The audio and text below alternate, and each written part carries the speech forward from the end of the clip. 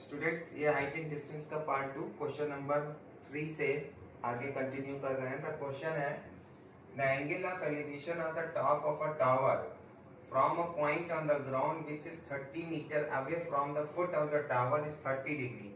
Find the height of the tower. Students का solution height and distance में सबसे ज्यादा कंपलसरी होता है फिगर ड्रॉ करना। अगर आपने फिगर ड्रॉ कर लिया तो क्वेश्चन बहुत इजीली सॉल्व हो जाता है। जैसे angle of elevation, angle of elevation मैंने आपको एक्सप्लेन किया था कि जब हम ग्राउंड पे खड़े होकर नीचे से ऊपर देखते हैं टावर की हाइट को, तो एंगल ऑफ एलिवेशन बनता है। वो कहां से बनना है? From a point on the ground which is 30 metre away from the foot of the tower. Foot of the tower means suppose AB is a tower. AB एक टावर है। Tower के फुट से 30 मीटर दूर, 30 metre away एक point है। यहां से जब हम टावर को देखते हैं तो angle of elevation 30 degree form होता है। तो हमें इस टावर की हाइट कैलकुलेट करनी है कि इस टावर की हाइट क्या होगी। स्टूडेंट्स, इसमें हमेशा राइट एंगल ट्रायंगल ही फॉर्म होगा। कुछ क्वेश्चन ऐसे होते हैं जिसमें एक में दो राइट एंगल ट्रायंगल बनते हैं। तो इसका सॉल्यूशन देखिए, बहुत इजी है। तो यहां हम लिखेंगे let AB be the tower of height h metre. मैंने सपोज कर लिया कि AB टावर है जिसकी हाइट h मीटर है। Now in triangle ABC, in triangle ABC, BC is equal to 30 metre है। BC is equal to 30 metre. Triangle ABC में आप देखें, आपको AB फाइंड करना है। AB is the perpendicular and BC is base. तो trigonometrical ratio में tan theta is equal to perpendicular upon base होता है। Perpendicular AB and base is BC। Theta given है 30 degree. tan 30 degree is equal to AB is h and BC is 30। Value put कर देंगे tan 30 की। tan 30 की value होती है 1 upon √3 equals to h upon 30 by cross multiplication √3h is equal to 30। So h is equal to 30 upon √3। Denominator में irrational part आ गया। तो स्टूडेंट्स, कभी भी डिनोमिनेटर में इरेशनल आ जाए तो उसको रेशनलाइज करते हैं, और रेशनलाइज करने के लिए √3 से ही न्यूमरेटर एंड डिनोमिनेटर को मल्टीप्लाई कर देंगे। तो 30 √3 एंड √3 मल्टीप्लाइड बाय √3 इज 3। 3 1 जा 3, 3 10 जा 30। तो 10 under √3 meter. This is the height of the tower. Answer is height of tower is 10 under √3 meter. Next question है students, a kite is flying at a height of 60 meter above the ground. The string attached to the kite is temporarily tied to a point on the ground. The inclination of the string with the ground is 60 degree. Find the length of the string. ये important question है students। इसमें देखिए क्या ये कह रहे हैं question में, kite is flying at a height of 60 meter above the ground. Suppose ये kite है, ये ग्राउंड से 60 मीटर की हाइट पर, ये ग्राउंड है, 60 मीटर की हाइट पर एक पतंग उड़ रही है। String attach to the kite. String means डोर। काइट की जो डोर है वो अटैच्ड है, temporarily tight to point on the ground. Ground पर एक पॉइंट है, वहां से इसको टेम्परेली टाइट कर दिया गया। ये स्ट्रिंग है स्टूडेंट्स, ये काइट में स्ट्रिंग है, इसको ग्राउंड से टाइट कर दिया गया। Inclination of the string with the ground. Inclination means झुकाव। इस स्ट्रिंग का ग्राउंड से जो इंक्लाइनेशन है, that means angle of elevation, वो 60 डिग्री दिया हुआ है। Find the length of the string. यहाँ पे स्ट्रिंग स्टूडेंट्स स्ट्रिंग की लेंथ AC है, तो हम यहाँ पे सपोज कर ले, let the length of the string AC be x metre. AC की लेंथ, यहाँ पे डोर की जो लेंथ होगी वो AC होगी, क्योंकि काइट से डोर इस तरह बनी होती है और ये ग्राउंड में अटैच कर दी गई है। x मीटर, तो ये मेरी साइड हो गई x मीटर।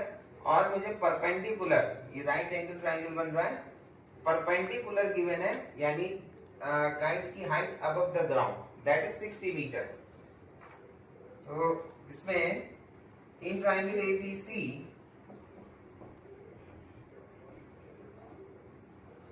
परपेंडिकुलर मुझे गिवन है, हाइपोटेन्यूज फाइंड करना। हमको ये देखना पड़ता है स्टूडेंट कि इसमें कौन सी साइड गिवन है, कौन सी फाइंड करना।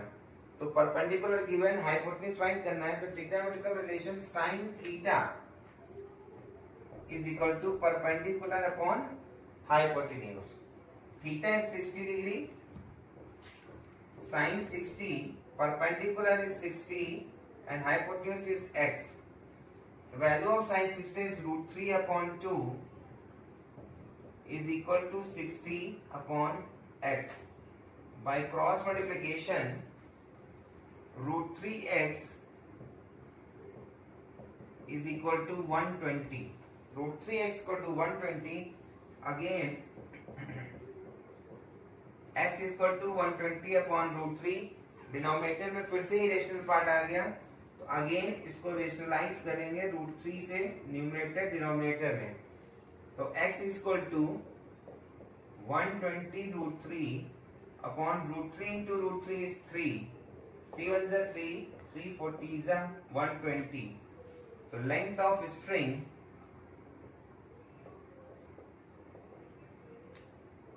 is 40 root 3 metre.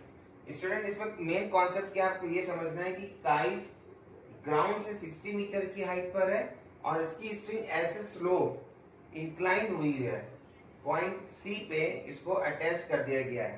तो लेंथ ऑफ स्ट्रिंग मुझे हाइपोटेन्यूज है वो कैलकुलेट करनी थी। स्टूडेंट्स एनसीईआरटी का question number 6, height and distance. A 1.5 meter tall boy is standing at some distance from a 30 meter tall building. The angle of elevation from his eyes to the top of the building increases from 30 to 60 degree. As he walks towards the building, find the distance he walked towards the building.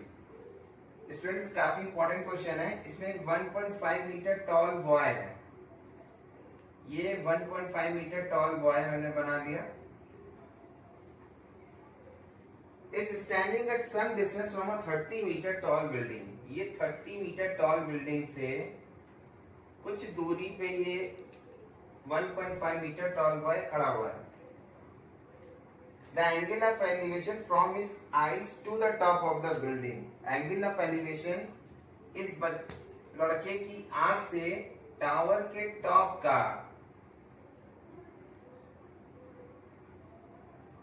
increases from 30 to 60 as he walks towards the building.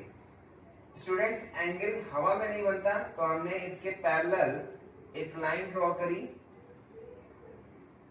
यहां से जब ये tower के top को देखता है तो इसका एंगल ऑफ एलिवेशन 30 डिग्री होता है, और जब ये towards the tower of the building, as he walks towards the building, जैसे ये बिल्डिंग की ओर चलता है तो इसका angle of elevation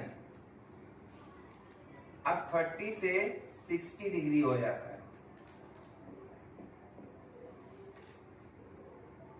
Find the distance he walked towards the building. Find the distance he walked towards the building. Students एक बार figure को फिर से समझ लीजिए। मैं यहाँ पे लेबलिंग कर देता हूँ A, B, C, D, E and F। यहाँ पे समझे A भी एक बिल्डिंग है जो इससे 30 मीटर दूर 30 metre sorry from a 30 metre tall building, building की हाइट है 30 मीटर। ए भी एक बिल्डिंग है जिसकी हाइट 30 मीटर है, इससे कुछ दूरी पर एक 1.5 मीटर टॉल बॉय है। यहाँ पे बॉय सीढ़ी है जिसकी लेंथ 1.5 मीटर है। बॉय की आंख से टावर के टॉप का एंगल ऑफ एलिवेशन 30 डिग्री है। जैसे ये टावर की ओर चलता है तो यहाँ से थोड़ा मान लीजिए यहाँ से यहाँ तक वो चला, अब यहाँ से इसका एंगल ऑफ एलिवेशन 30 से बढ़कर 60 डिग्री हो गया। क्वेश्चन में पूछा है कि 1.5 मीटर टॉल बॉय कितने मीटर ये बिल्डिंग की ओर चला। सपोज ये डिस्टेंस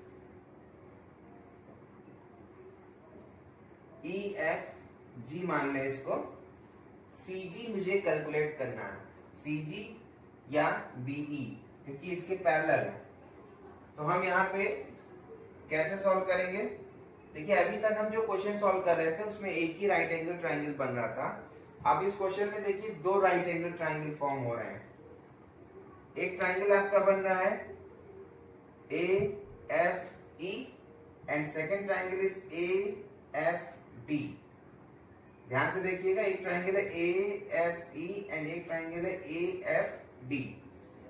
तो हमें ऑब्जर्वर की आंख से देखना था, तो अब हम इसके पैरेलल जो लाइन ड्रॉ की है DF, तो सबसे पहले मैं कैलकुलेट कर लिया व्हाट इज AF। हमको गिवन है AB इज 30 मीटर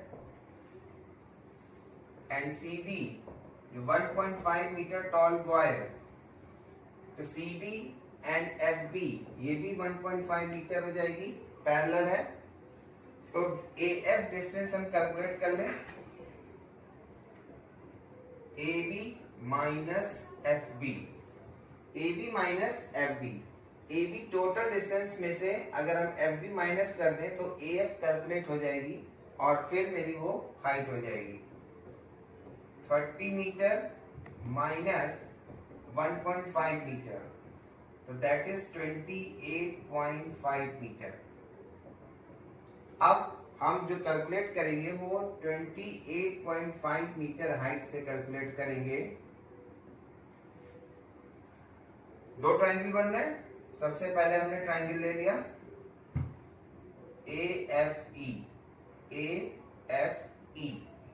AFE में परपेंडिकुलर हमको गिवन है, बेस हमको नहीं पता है, तो EF को सपोज कर लेंगे Y डिस्टेंस। तो यहां पर हो जाएगा 1060 डिग्री इक्वल्स टू परपेंडिकुलर 28.5 और बेस हो जाएगा Y। तो Y कैलकुलेट करने के लिए 1060 की वैल्यू पुट करेंगे √3 28.5 upon Y, by cross multiplication Y is equal to 28.5 upon √3। But मुझे अभी Y कैलकुलेट नहीं करना है, मुझको कैलकुलेट करना है DE मैंने X सपोज किया है, यहाँ पे DE कैलकुलेट करना है। Let DE is equal to X metre. तो इसके लिए मुझे पूरा ट्राइंगल लेना पड़ेगा AFD। इन ट्राइंगल AFD में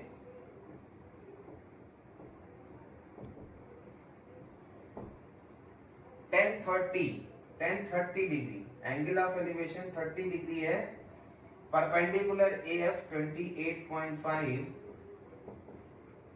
अपॉन, स्टूडेंट देखिए पूरा बेस लेंगे। जब हम पूरा ट्राइंगल ले रहे हैं AFD तो पूरा बेस लेंगे DF, इसमें DE प्लस EF, DE